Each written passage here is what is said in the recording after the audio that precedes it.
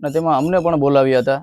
પણ અમને બોલાવવાનું કારણ કે અમને નીચું દેખાડવા અમને બધાને બોલાવ્યા ત્યારે અમને એમ કહેવામાં આવ્યું કે થાળી વાટકા સાથે લઈને આવવાના છે અને તમારું જમણવાર અલગ રાખ્યું છે.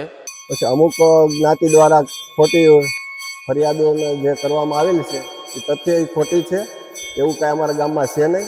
હા, બિલકુલ તથ્ય ખોટું છે. આવું કાંઈ આમંત્રણ આપવામાં એવું નથી આપ્યું કે તમે અલગ ને એવું કે થાળી વાટકા લઈને જમવા આવવાનું, એવું નથી. બાકી બધું સાથે જમવાનું હતું. જે બધું ડીશ ઉપર જ બધાના જમવાનો જમાય છે એમાં બધા છે. આ બધું તથ્ય ખોટું જ છે. જે અનુજાતિથી બિલોંગ કરે છે તેઓને ઇન્વિટેશન આપવા ગયા હતા કે તમારે 28 તારીખે જે જમણવારનો કાર્યક્રમ છે એમાં ગામ લોકો જમી લે તે પછી તમારે તમારા થાળી વાટકા લઈને આવવાનું રહેશે અને તમારી બધી અલગથી વ્યવસ્થા કરેલી છે. જે આ કામના આરોપીઓ છે તેઓને પણ નોટિસ આપીને ભારતીય નાગરિક સુરક્ષા સંહિતાની કાર્યરીતિ પ્રમાણે હાલ તપાસ ચાલુ છે.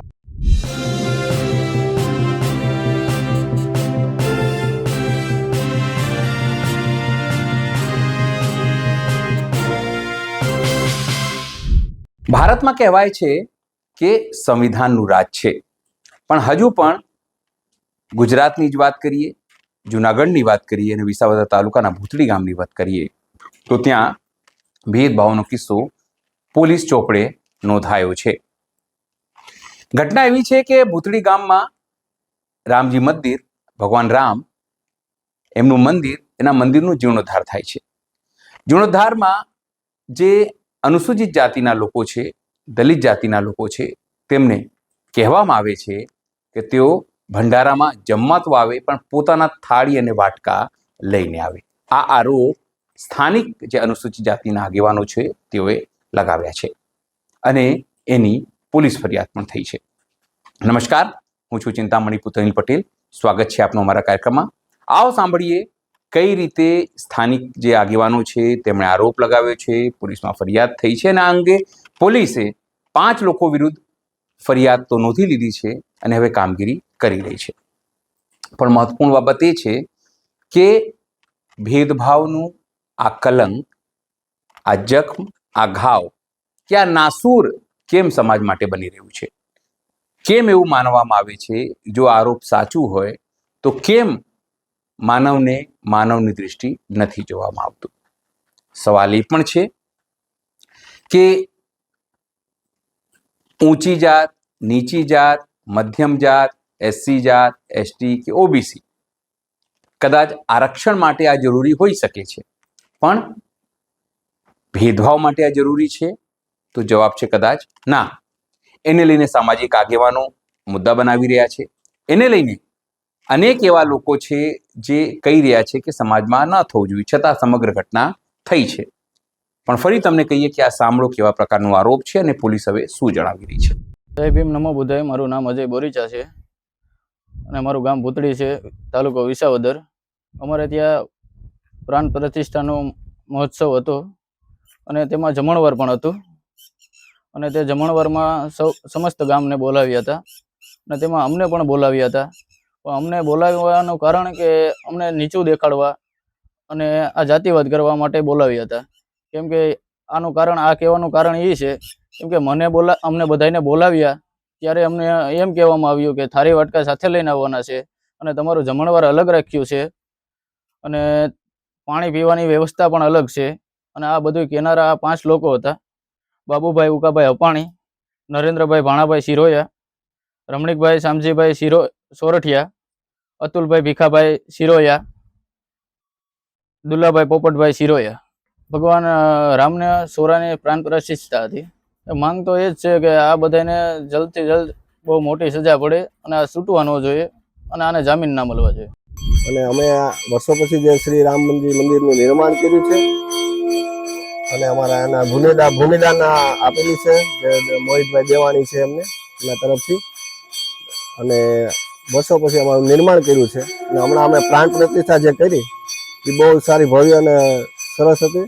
પછી અમુક જ્ઞાતિ દ્વારા ખોટી ફરિયાદો જે કરવામાં આવેલી છે એ તથ્ય ખોટી છે, એવું કાંઈ અમારા ગામમાં છે નહીં. સમરસતાથી અમે રહેવાવાળા માણસો છીએ બધા અને મર્યાદા પુરુષોત્તમ રામ ભગવાન છે, હરેકના ભગવાન છે, રામ છે, મારા છે, બધા હરેક જ્ઞાતિના રામ ભગવાન છે. અહીંયા એવું અમારા ગામમાં કાંઈ છે નહીં અને આ ખોટું બધું ને ઉપજાવી કાઢેલું છે અને ખોટું ખોટું ગામને અમારું બદનામ કરવાની કરેલું છે.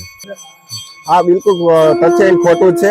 આવું કાંઈ આમંત્રણ આપવામાં જ એવું નથી આપ્યું કે તમે અલગ ને એવું કે થાળી વાટકા લઈને જમવા આવવાનું એવું નથી. બાકી બધું સાથે જમવાનું હતું ને જે બધું ડીશ ઉપર જ બધાના જમવાના જમાય છે અમે બધા કે આ બધું હાવ તથ્યહીન ખોટું જ છે એકદમ.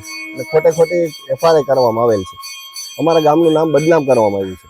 આટલું જ પહેલાં કોઈ એક દિવસ કોઈ અમારા ગામમાં એમ કહી દે કે એટ્રોસિટીનો આવો કોઈ ગુનો જ નથી થયેલો હજી આઝાદી પછીમાં. આ બધું બહારના વ્યક્તિ તથ્યો આવીને ખોટું બધાને ભમરાવીને ખોટો ભ્રમ ફેલાવવામાં આવ્યો છે. અમારા તરફથી આગળ પણ હવે કોઈ દી અમારે સમરસતાથી જ રહેવાવાળા છે. અમારે કોઈ ભેદભાવવાળા માણસો નથી.